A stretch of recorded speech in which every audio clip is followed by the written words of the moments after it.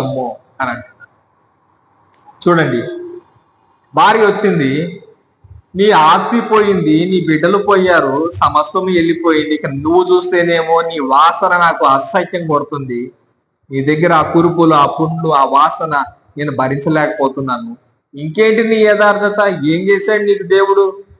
ఏం చేశాడు నీకు దేవుడు?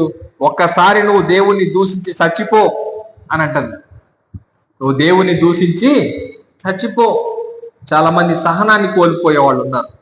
దేవుని యొక్క ఆ యొక్క మార్గంలో ఉన్న వాళ్ళకి శ్రమలు వచ్చినప్పుడు ఆ శ్రమలు తట్టుకోలేక వెనక్కి తిరిగిన వాళ్ళు చాలా మంది ఉన్నారు. ఈ దేవుడితో నాకెందుకు, ఇంత ఇంత యథార్థంగా ఉంటే నాకు ఇట్లా జరిగిందే, నా పిల్లలు ఈ విధంగా ఉన్నారు, నాకు ఏ మేలు జరగలేదు, ఏ మేలు జరగనప్పుడు ఈ దేవుడు నాకెందుకు, ఈ దేవుడి కథ నాకెందుకు, ఈ దేవుడు వద్దు, నాకెవరు వద్దు అని వెనక్కి తిరిగిన వాళ్ళు చాలా మంది ఉన్నారు.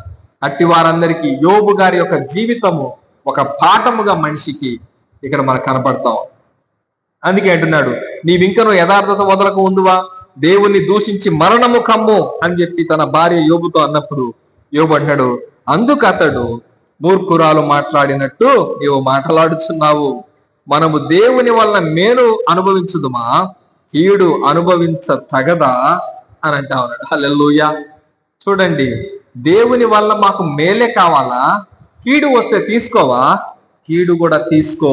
నువ్వు మేలుని ఎంత సంతోషంగా తీసుకున్నావో కీడును కూడా అంతే సంతోషంగా తీసుకో అని దేవుడు అంటూ ఉన్నాడు, యోబు అంటూ ఉన్నాడు. అందుకే అంటున్నాడు, మనము కీడు అనుభవింప తగదా అనెను.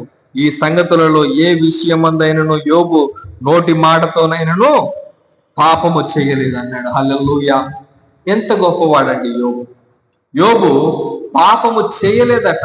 ఎంత శ్రమ పెట్టినా కూడా, అతని ఇనుప కొలిములో పెట్టి నలిపినా కూడా, కాల్చి బూడిద చేసినా కూడా అతడు మాత్రము దేవుని ఎదుట యథార్థముగానే నిలువబడ్డాడు.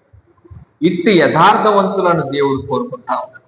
ఇంకనూ నీవు యథార్థతను విడవకుందువా అని అన్నప్పుడు ఆ యథార్థవంతుడు, నా యథార్థతను నేను విడిచిపెట్టను అని అంటా ఉన్నాడు కదా వీళ్ళరా. అయితే